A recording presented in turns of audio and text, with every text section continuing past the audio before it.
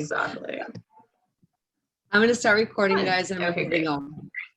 Well, 36, that's amazing. Cool. Here we go. That's right. As folks line in to Tuesday evening value-added workshop tonight. Thank you so much for being here, Artfare members. We've got a lot of folks coming in. As folks come in, little by little, we'll continue the conversation. I'm so pleased tonight to have 9th Street Collective here.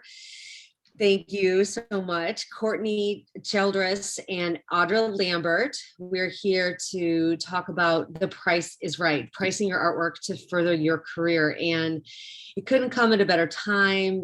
These questions are always floating in and around us as curators. I know Daniela is here as well, and we're always happy to answer these questions. But I think that these ladies, as art world administrators and artists, and really making things happen for other artists and their collective, they'll not only be doing The Price is Right pricing artwork tonight, but keep your eyes open for other workshops like Artist CV and Bio and No Cold Emails, approaching curators and dealers effectively, which we could really use sometimes.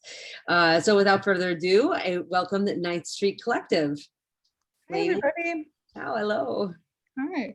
I'm Courtney Childress. I'm one of the founding members of 9th Street Collective, which is a group of arts administrators, gallerists, curators, writers, and critics who want to help artists succeed. We have a focus on professional development. We offer one-on-one consultations and workshops like this for artists. And a little background about me. Audra, I'll give Audra a second to introduce herself in just a minute, but I was a gallerist for close to a decade. I owned a space. I was the director of a space or 2 spaces, and I helped launch many careers in my time. I'm currently the studio manager of Ursula von Riddensfjord, who's an amazing sculptor, and I am an artist myself and an Artfare member. I was like, can I use the line? I'm a member. I'm not only a member, but also a client or whatever the please thing is. No, but Artfare is an amazing tool, and I'm so glad that we got to connect with you guys to do this workshop on pricing, which is a big, opaque conversation that we'll dive into shortly. But to introduce Audra, go ahead, tell us a little bit about yourself. Yeah, thank you, Courtney. Hi, everyone. So my name is Audra Lambert. I'm also one of the founding members of 9th Street Collective. I actually know several artists on Artfare, although I am not an artist myself, but I'm very excited to be here tonight with Courtney, who is a member. So I am the editor-in-chief and founder of Auntie, which is an online magazine that covers under the radar contemporary art. It's also a curatorial platform that presents artists' work at the Yard Williamsburg Bridge, where I am in residence as the curator here, where I'm at right now. I've also worked independently as a curator for over 9 years in New York City, and I happen to also serve currently as the head of Amos Eno Gallery. So I'm also the director of an artist-run space. So I work with artists on these kind of questions a lot. So that being said, I'm actually going to hand it back to Courtney to get us started on tonight's presentation, and then I'll resume slightly later on so we can get to the Q&A. All right. Daniela, do you think we've made enough time for people to trickle in? Should we get started?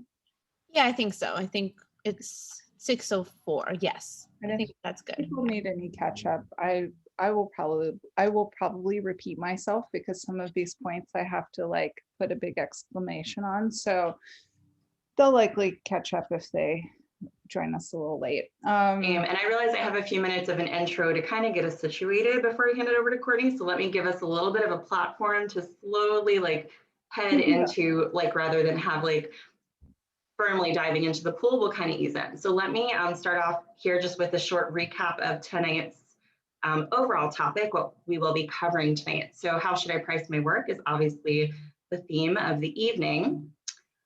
We're going to move on to talk a little bit about why are you here tonight. So for this workshop, we have one primary main aim. So the goal of this workshop is to review best practices for artists. So you can select how to price your work so that the sales price reflects a proper value for this work. So how are we going to do that? Well, we're going to have these 4 bullet points that we're going to run through overall, just so we can have all of our expectations met. We're setting them now. So we will actually start with a conversation via Courtney around what are some of the basic parameters to set artist pricing. We're then going to move into some kind of special cases, just really briefly to walk through some special circumstances that you may want to be aware of, along with a few notes of caution. And then finally, we'll end on the Q&A. I know there's a lot of you here with us this evening, so we will try as hard as we can to get as many questions answered while we're here. And drop those into the chat as we go. Thanks, if you have them, ask them while we carry on, and then if we can answer them as we go, we will. If not, we'll address them. We'll try and get to them at the end. That way, lots of you will have the same questions, so we'll address them towards the end.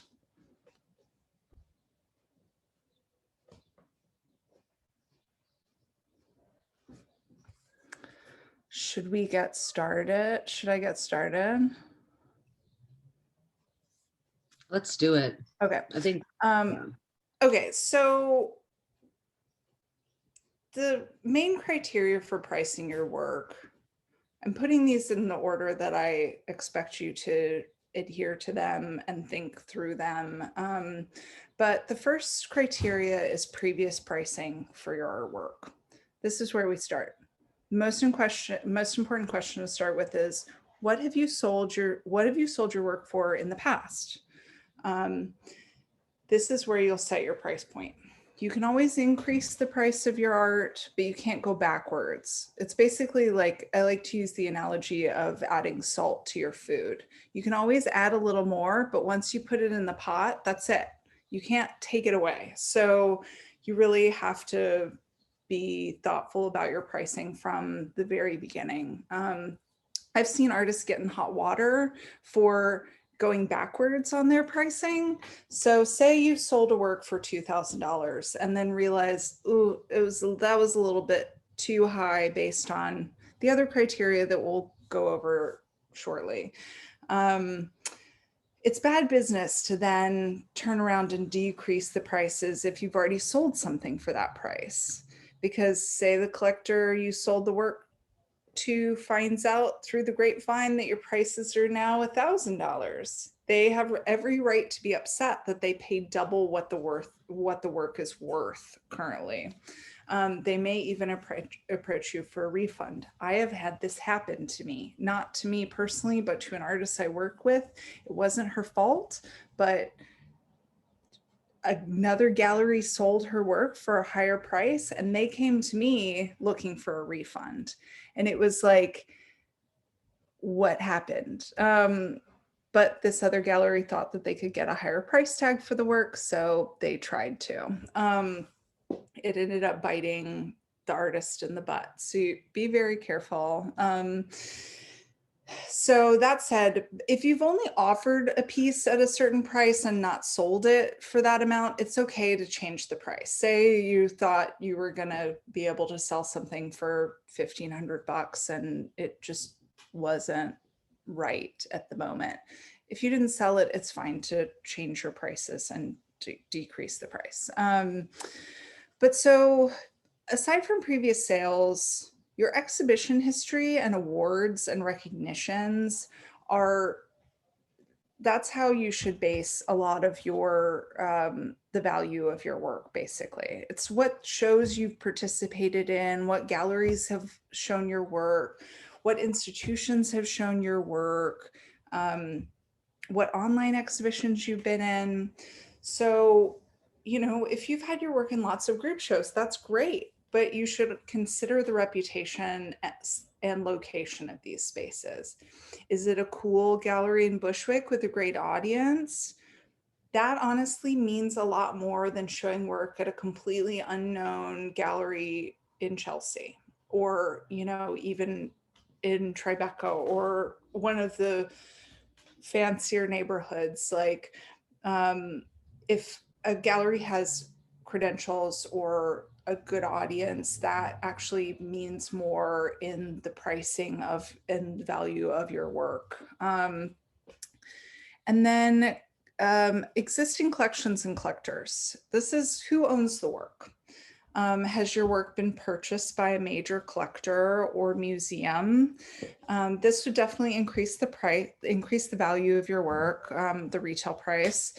If you have a robust following of friends and like great audience around your work, that's great, but it would only nominally increase the retail price of your work. The collections that you are a part of would make a bigger difference in the retail price of your work than just your, say, popularity. Okay, so moving on. In the second part, I will talk about the things that most artists initially try and price their work based on. The order of these criteria are not arbitrary. I'm listing them in the order in which they occur or make sense. No, yeah, we're good. So one leads to the next. You know, your collectors and previous prices are where to start, and then you move on to material costs and production time. I know so many artists that are like, but I spent so much time and energy on this piece. It's got to be worth more because of that. But that's not really how a pricing structure is determined. That's not the value. That's not the market value of your work. That is your sweat equity and your sort of sweat value that you put into a piece.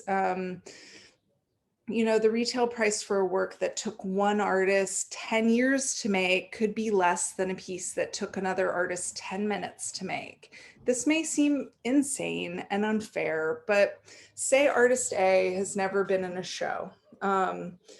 That's the person that took 10 years to make a piece. And say artist B, the artist that took 10 minutes to make the work, is in the collection of a major museum and has had a solo show in a good gallery on the Lower East Side. It doesn't make a ton of sense that the tortoise, or the, sorry, I was using the tortoise and the hare metaphor and then jumped around a little bit, but say like the slow and steady artist isn't able to charge as much for their work because there's no market determination or value placed on their work yet because they haven't sold and they haven't shown.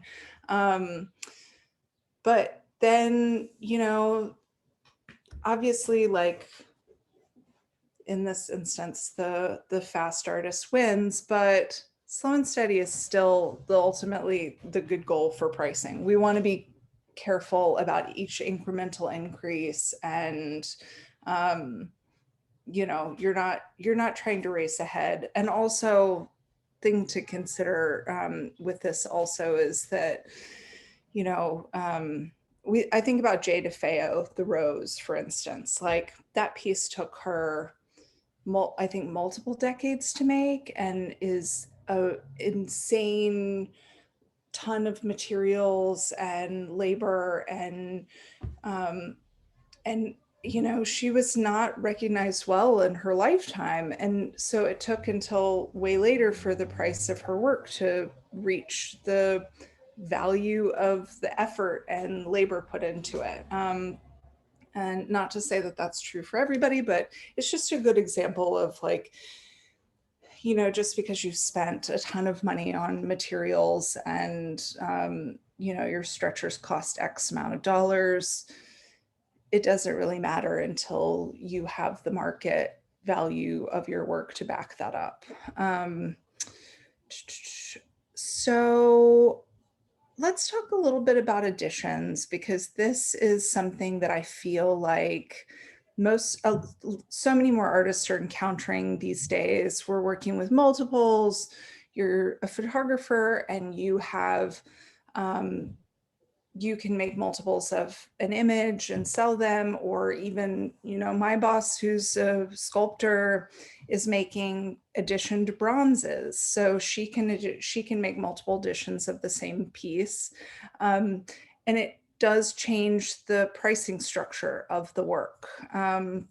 So I mean, they're a great option for lots of artists. You should all consider making editions because it's a good way to sustain yourself as an artist. And anyway, that's a tangent that I could go on about. But the general rule is the larger the edition, the smaller the price tag for each individual piece. So if you have an edition of 5 pieces for $250 each, an edition of 20 would be $50 each, etc. The more special they are, the more they're worth. So keep that in mind, but also keep in mind that when you set a number in an edition and you sell one, you can't then change the edition number.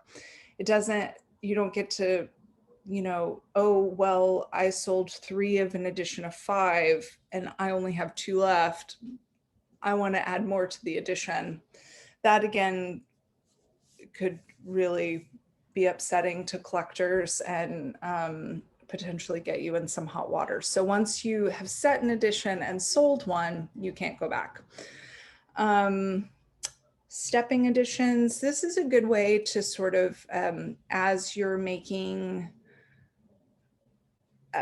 a set of editions, to think about a long-term pricing structure. So say you're a video artist, you make an edition of 5 video pieces and you sell one, you're earlier in your career, you sell 2, you're relatively early in your career. Once you can slowly increase the price of these editions. So the first edition is worth less than the 5th edition. Or you can go the other way. You just have to make a decision. Some people, I've stood on my soapbox and said, like, you can only go from the 5th edition to the 1st edition. Some people like to go the opposite way. So whichever direction you go, just keep it consistent. But as you're getting closer to the final edition that you have to sell, you can charge more for that edition. Okay, so just a side note about editions and generally an inventory notion, which Audra will touch on too. If there are editions of something, you should keep track of which ones have been produced and where they went, just like basic information. So if you've created a series of the same work, say a print, you can set the edition size for 5. You edition the number 1 of 5, 2 of 5, 3 of 5, etc. You should make a note of who has edition 1 of 5 and who has edition 2 of 5. And then the last thing I'll say about editions, and then I'll turn it over to Audra, is that if you are making editioned work or you're making multiples, you can always add an AP, an artist proof, to your edition, which then gives you the security of having a copy that's yours. So, you know, if you do sell all 5 and, you know, MoMA comes knocking at some point, you have an edition that you could then sell to a really major collector or to an institution, which is good to have. And also, this is something you could keep for your estate someday, or, you know, what have you, like whatever you want to do with that. But you can have, you know, usually 1 or 2 artist proofs per edition is pretty standard and normal. And that's like a little security blanket insurance package for you to say have in the future if you need it. Okay, so I'm going to let Audra start here. Yeah, so I know we're asking questions later on in the chat, but Courtney, I have a question. Are you able, just real quick, to add any extra artist proofs? No, No, it's the same. Thank you. It's a great question. Yeah, it's the same as if you have you've sold an edition number. Like once you sold one, you have to have said like 1 of 5, 2 APs. And I'm going to write it in the chat so everybody's clear. 1 of 5. This is how it's written. 2 APs. And so it would be like 2 of 5, 2 APs. But you can't change that once you've written it. Once you've sold one, you can change it until you've sold one, basically. Gotcha. It's probably better if you determine it before you show at an exhibition also. Exhibition copies. I've actually never dealt with exhibition copies, Carolina. That's not something I've touched on ever. I've seen it in video before, just so it can be traveling Yeah. around. Yeah, and I think that that's like that's a good thing to have, but it's not something you have to like write in this way, you know, like you could just write it on the, like the thing could say EP on it if you needed to put the edition number in the exhibition, like details or what have you, but like you'd never sell an EP. Of course. But the other thing, so you would do edition of 5, 1 AP 1 of 2. If say you were talking about the AP, just so it's like written out so y'all can see it, because that's what it should look like if you're making editions. For sale online, for example. For sale online, or you know, if you're giving it to a gallery to sell also. Yes. And we see your question, Rami, and if anyone else has any questions, feel free to throw them into the chat, because I think at this point we're going to launch into the second half, so we are getting a little bit closer to the Q&A. Yeah, we'll jump in on questions soon. Yes, I'm happy to do so at the conclusion. Moving on, we again had spoken about how materials and labor are actually secondary considerations after that first sort of list of the criteria we had from Courtney. And then moving on, Courtney also briefly touched on this. We're going to talk about how to really just have a handle on where your artwork is, how to keep track of it, and how to really maintain inventory. So in general, I'm sure you all know this, you would be invoicing for sales of your work as a part of your studio duties. That's pretty much a really huge part of managing your artist studio.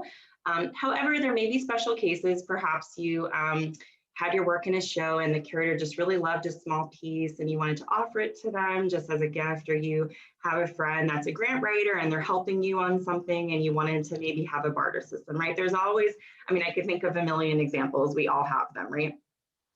I know for me, it's part of how I have the art collection I have. So in these specific kind of special cases, what you want to do is however you handle your bookkeeping software, or however you happen to manage, say, the inventory that's in your studio. I mean, for your purposes, you want to have obviously the quantity. If it's a single artwork, it should be 1, and the price is okay as a 0 price. If it's an exchange, for example, or I mean, if it's an Excel doc, you could probably just have the word exchange written in, but have in your notes who the work actually went to. If it's an exchange for something like, for example, the grant writing I mentioned, you can feel free to note that as well, but you want to have the name of the person, hopefully as well their contact info, at least an email. And you want to do that for your own best practices in terms of how you manage a studio, right? So for example, like we had the case with the museum, like you never know, perhaps you have a mid-career or even a retrospective and you have a major museum who's in your inbox and asking about some earlier works and you're like, oh, I had this great work. Yeah, where did that go? So like as sort of a means of preventing that from happening, if you want to really ensure future longevity and also your career sustainability, you want to have a handle on where all of your work is going, even if it's small work, and just have it tracked for the future.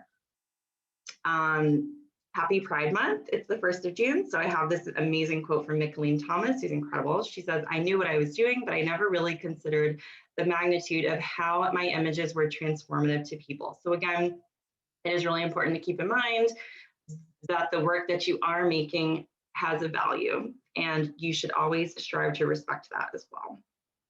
It has an intrinsic value as well as a monetary value. So moving on to special considerations, we're going to talk about some things that you want to make sure that you're not forgetting. So 2 of those are the market evaluation for your work and pricing, and also collector discounts. So when we talk about these things, what do we mean? So when we talk about the market evaluation for your work, that actually is a literal pretty much interpretation of that term. So how has the art market already evaluated your prices? So you want to look at any sales of your work, perhaps in an auction in the past 6 to 12, and I would say even perhaps with the lockdown up to 18 months, and see how your sales have actually been, like what prices your work went for. And then you want to strive to align the prices of your available work to match up with that. Now, we heard from Courtney that slow and steady wins the race, and we are also going to talk about that when it comes to increasing prices. But just really quickly, for reference, some of the indicators for you to know that it's okay to start to increase your prices would be, for example, an increase in a sale of your artwork in an auction, right? So if you see that that price is starting to creep up, that's a pretty good sign. If you start to win some recognition, perhaps a major, like a career, say like a fellowship or even some form of an award, a really prestigious residency, or even say a profile either in the New York Times or some other major publication, then you also have these as, I would say, some smaller indicators, but also very important ones, that it may be the right time to increase your pricing. So moving on to collector discounts. So we all know that at the end of the day, to make a sale, it's up to the relationship.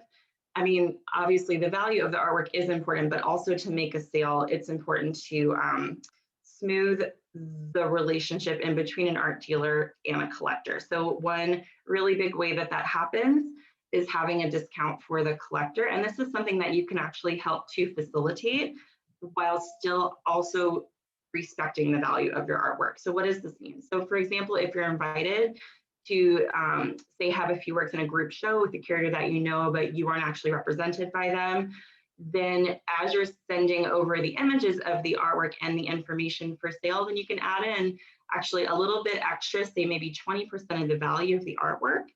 And you can send them an email, and you can just easily let the dealer know, hey, here are the works for that show, and I wanted to let you know that I've already built in an extra 20%, just in case you have to negotiate any pricing with the collector.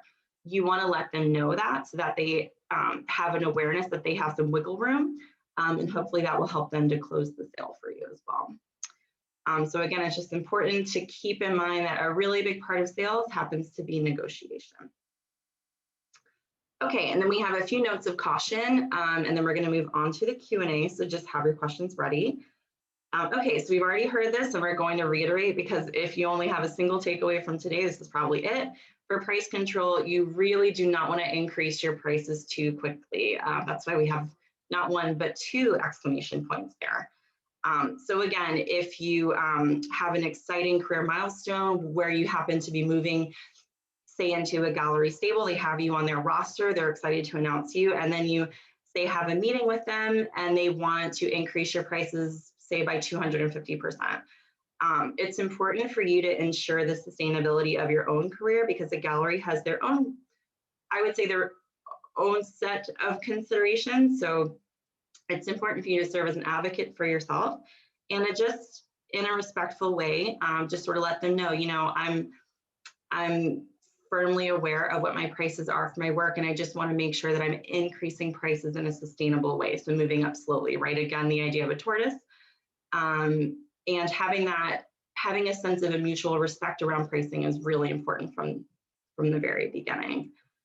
Some other scenarios to consider. I mean, again, this is just really trying to capture a wider range of opportunities. And then of course, I'm sure we'll have more specific questions, but we're going to talk about 3, say, alternative sales scenarios. So the first one would be if you happen to be selling your work, say in an art fair as an artist, right? So you're not going through a gallery, you either were, say, invited to have a presentation at an art fair, or it's an art fair where the artists are able to show their own work. it may be tempting to lower your prices, but as you already heard from Courtney, that could cause a lot of issues, especially with your existing collector base. You don't want to offend anyone. And yeah, I mean, it's pretty clear if it's an art fair that's open to the public and someone sees your prices on a price sheet and it's half of what they paid, then that's a pretty straightforward way of them finding out, right? So the price should actually be what it would be sold for at a regular gallery. So again, you aren't going to slice your prices in half, right? If you're in an art fair. And of course, any extra that you make would then obviously be going towards your overhead, right? So it's kind of a win-win. It is important though to remember to watch your pricing because you don't want to offend anyone who's already collecting your work. Second, if you are perhaps approached by either a nonprofit to be in a benefit auction or some form of sale through them, you already heard from Courtney, you can always have an artist proof. I know having helped to arrange auctions in the past, a lot of the works that we actually had from artists were proofs for that. You just want to have in mind what you would want for the minimum to be for that bid, for example. So you want to feel comfortable if an artwork for one of these benefits actually sells for the minimum bid, you want to be comfortable with like sort of allowing it out of the studio for that price. That's just something really, really important for you to keep in mind. You don't want it to feel too painful when it leaves the studio. And then finally, I mean, I know a lot of artists who have worked with interior designers or some kind of an interior design firm or any sort of a non-gallerist in the past for shows or even for sales.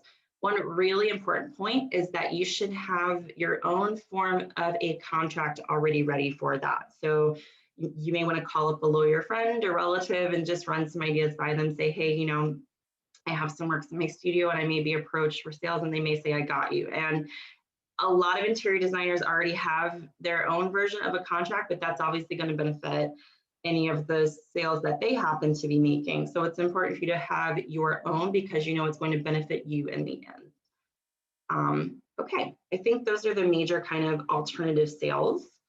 And with that, I think we're good to open it up to questions. I would say maybe in the chat, and we already have one, so we can start with that. And then I guess Courtney and I. So Courtney, we have from Raimi, what about, I'm assuming this is the sales of monoprints, would the pricing be similar to a unique drawing or painting? I'll let you take that one. Oh, you're on mute, sorry, let me, yeah. Sorry, there was loud truck outside. That's okay.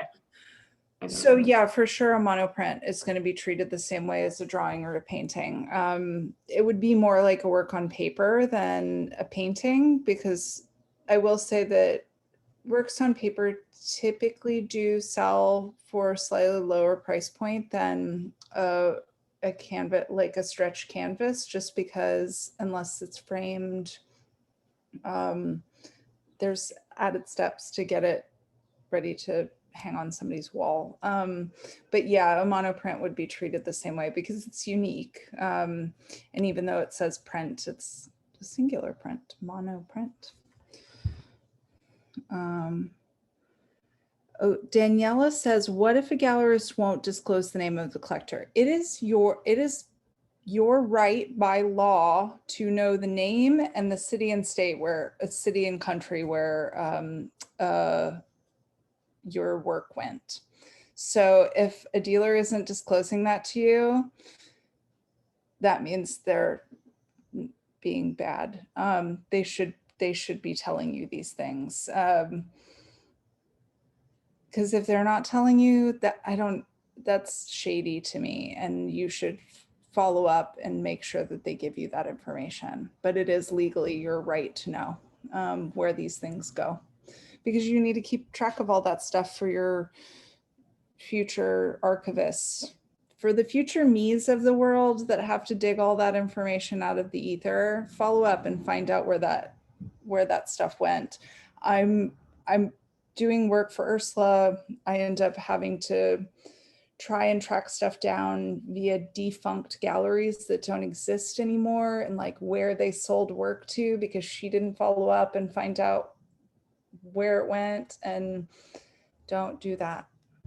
Don't do that to the future me's out there, okay?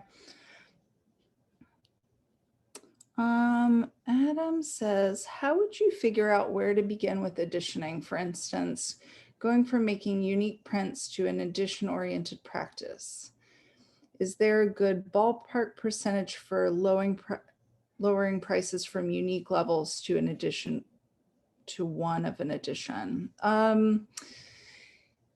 Yeah, I mean, you can, honestly, you could take a unique price and divvy it up by, divide it by the number of editions. That's a good place to start. I think, you know, if you're selling a work for, if you're selling a unique painting for $1,000 and you make an edition of 5, like it's pretty easy math to work that sort of stuff out. I think editions are simple in that way.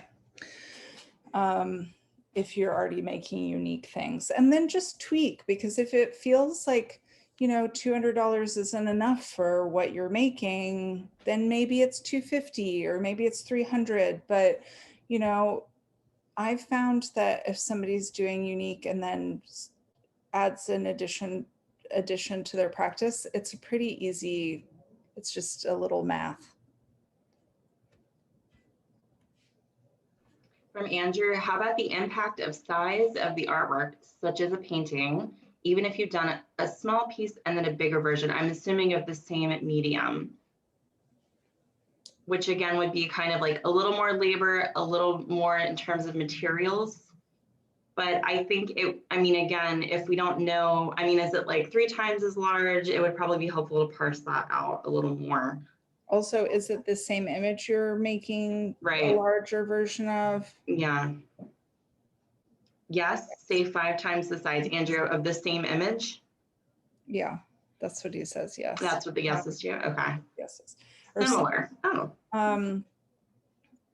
Yeah, I mean, for me, it's not a simple math equation like an addition. It's scaling up. Scaling up is a trickier thing. And I know that there's that old standard where people are like, one square inch of a canvas is worth, you know, $25, and then you expand it to the side.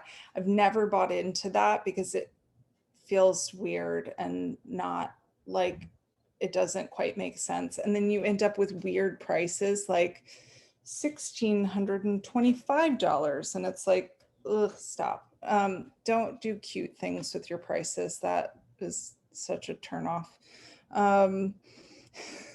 But I would say, like, yeah, if you're making a larger one of a smaller version that you've already made, it's not an addition. It's not, just because you've made the same image twice, it's not necessarily like an addition in the same way that I'm talking about like an addition. But, you know, I would say figure out your pricing for sort of a middle of the road work. Like if you work small normally, that's what you should price, and then figure out what makes sense for a large painting that you make. It's not quite what you normally do, or maybe you make a large painting every once in a while. But, you know, I know people that sell like tiny works for $1,000, and then they make something 5 times that big and it's not worth $5,000. That's not how that works.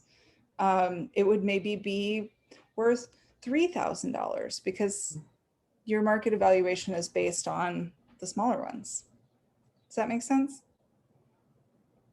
Yeah, and I would just also throw in as well, like when I've worked with artists on this, like I usually say, if you tend to work like in a small size and a medium size, like have sort of, like I guess kind of a reference price. Then if you scale up a few inches, or even if you scale down a few inches, then at least you have a benchmark to either like sort of raise the price or lower the price from too.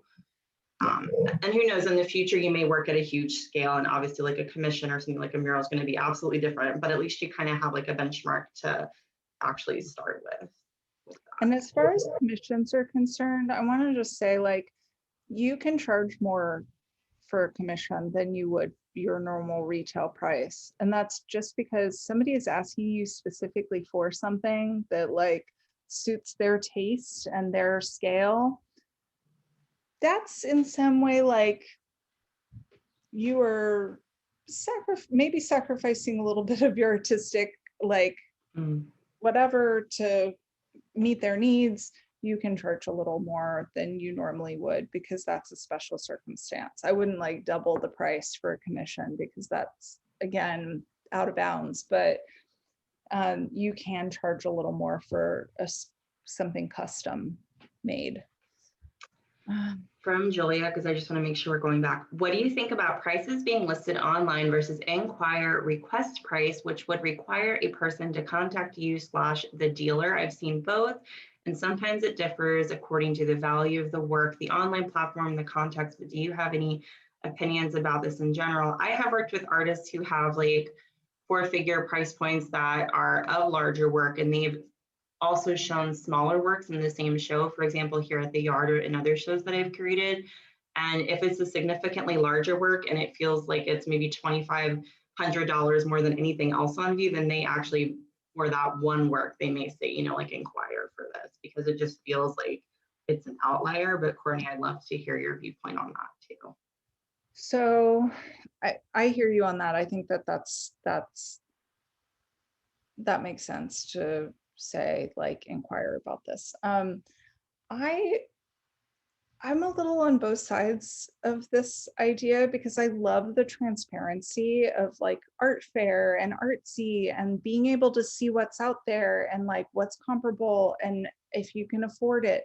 But having sat in galleries for so long and being I was the director of a gallery and sitting at the front desk. I was the owner of a gallery and sitting at the front desk because that's just kind of how I roll. I like to talk to people. I like to have a conversation. And my thinking was always that if the price list is sitting out for anybody to pick up and see, they could pick it up, take a look at it, see that they can't afford anything or it feels out of their price point, and put the price list down and walk away. If they have to ask me for it, I'm going to have a conversation with them.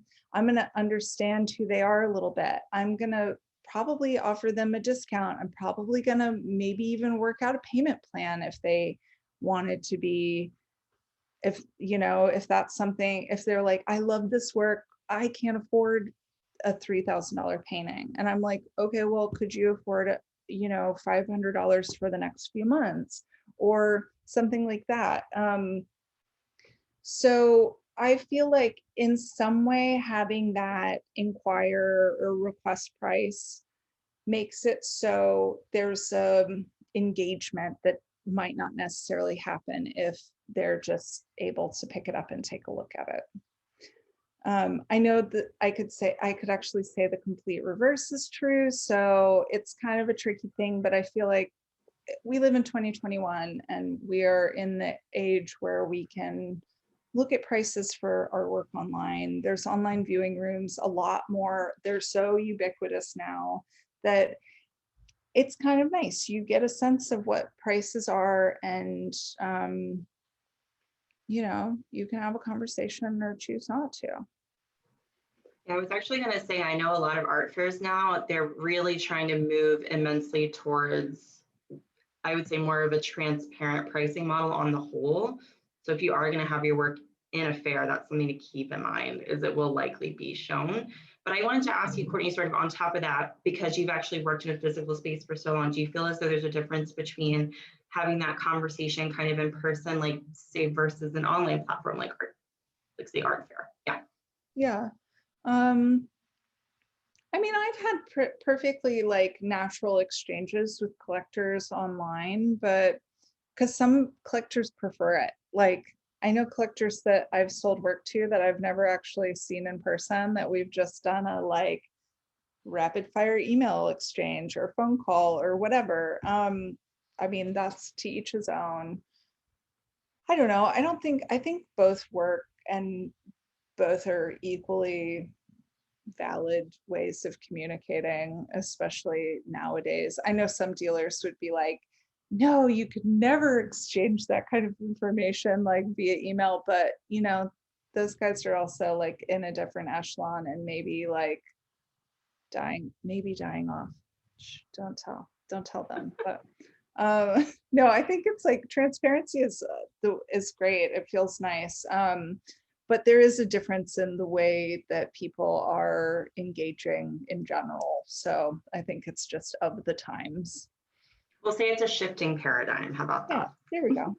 Great. From Charles, if you are making an edition of an image, can you price the first few sales lower than your historical rate, then increase the price to a higher value?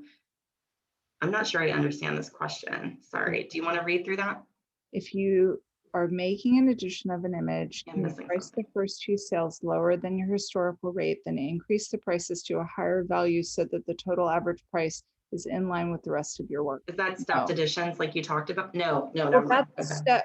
Oh wait, no. I think that I don't It's a think different thing. that's a different thing. I think Okay.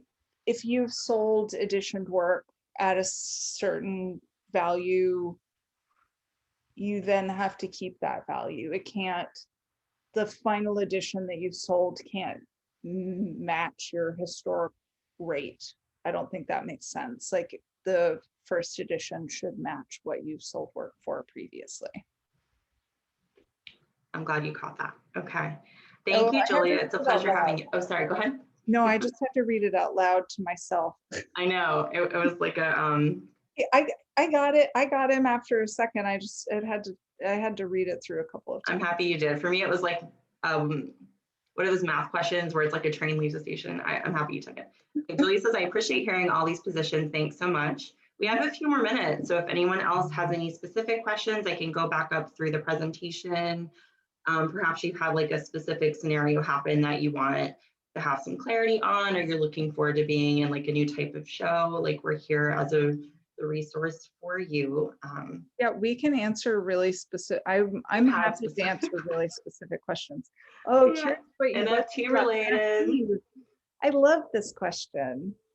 I am really into NFTs. I'm excited by NFTs, and I think like they've been going on for a while. It's just not something the art world has paid any attention to until really recently because of the crazy Beeple sale. And for me, I think it's a very exciting way to keep up with provenance. Like there's no getting around knowing who sold your work, who bought your work. The percentage that you can tie in to like, then if it gets resold, you get a small percentage of that is amazing. I have issues with NFTs because I feel like there's not a ton of great platforms, and that's not true. There are great platforms. There's just like the art world hasn't embraced it in the way that like, Right. You can see what's actually the good stuff that's happening. Like I go on there and I like go on OpenSea and I'm like, what is this? There's like weird disembodied bodies and I'm like, oh, and it relates to some other NFT. It's an inside joke. And then there's photos of Lindsay Lohan and I'm just like, but there's really amazing, like Chantal Martin is making an amazing body of NFT work. And like, I've been making NFTs and that's so far from my practice, like my normal like idea of art making, but I'm super excited about this. And I think it's a great thing that is going to be a major part of the art world in a hot second. What do you think about them, Audra? Yeah, I have feelings. I will say, I think there are pros and cons.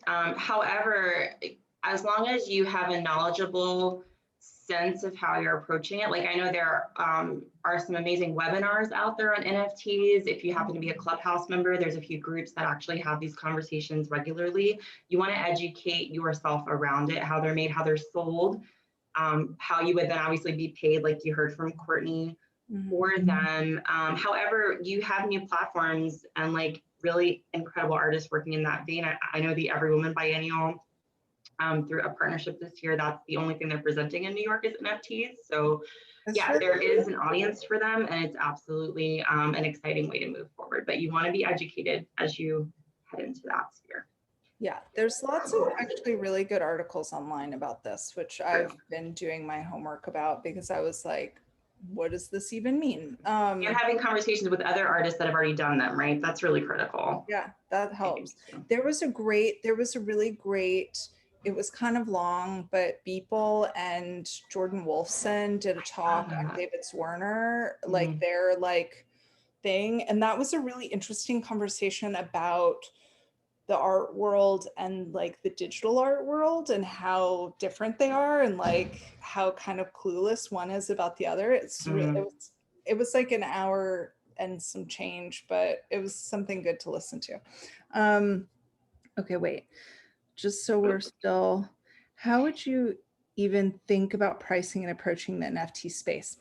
I don't know how to talk about that yet. I'm still working that out. I think I would attend a talk that's like a regular conversation around that, because you can probably see what other people have already done that's pretty similar to what you want to do, and have conversations with them offline to kind of get like the real sense of how pricing should go for that.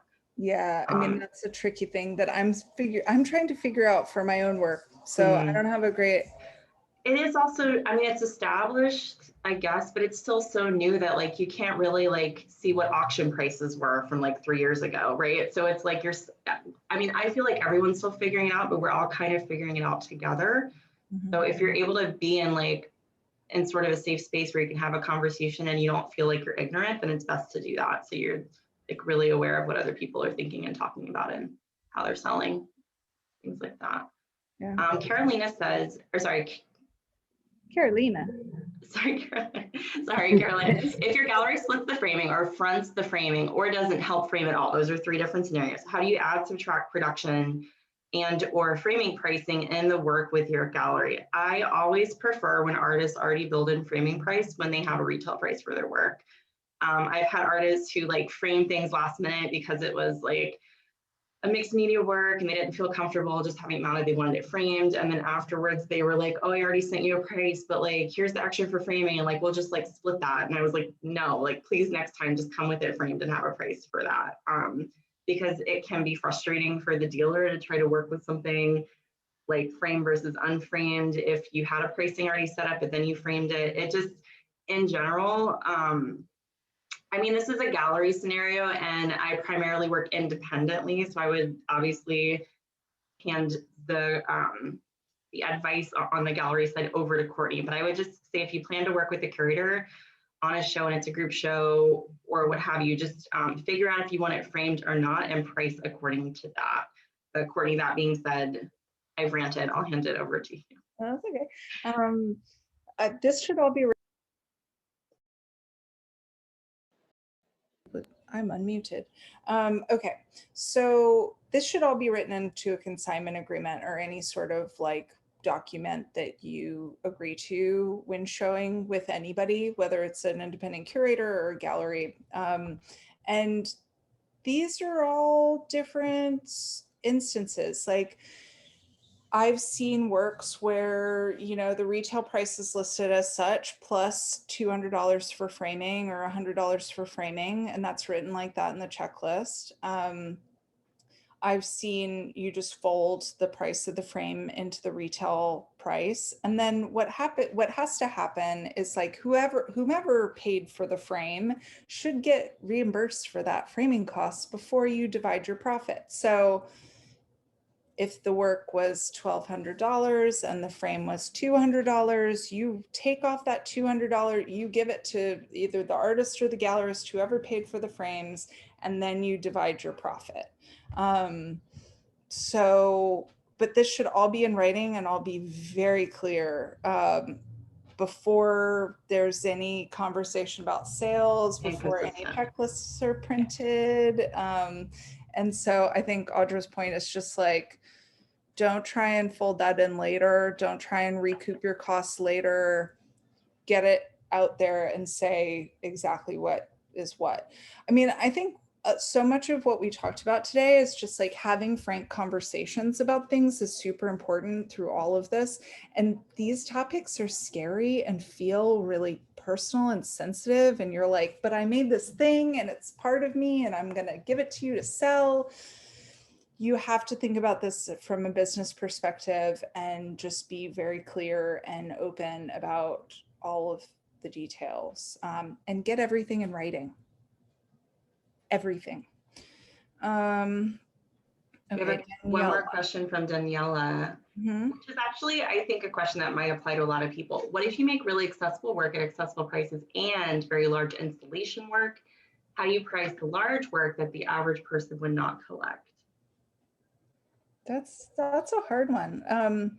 But I think it's, I think an installation specifically would be something that you would have to work with somebody to buy or install in their home. So if you created an installation in a gallery space or, an artist run space, and that would be an instance where you would say price upon request, because you would want to find out, well, are you installing this in your home? Are you just buying this for future install at a whatever space?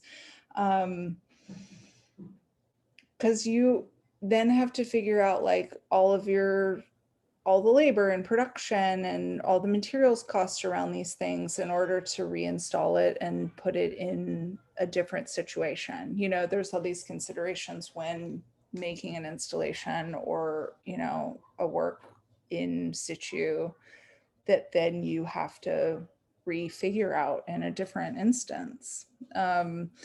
So that's a tricky one. And I think it's best to have a conversation with somebody about that.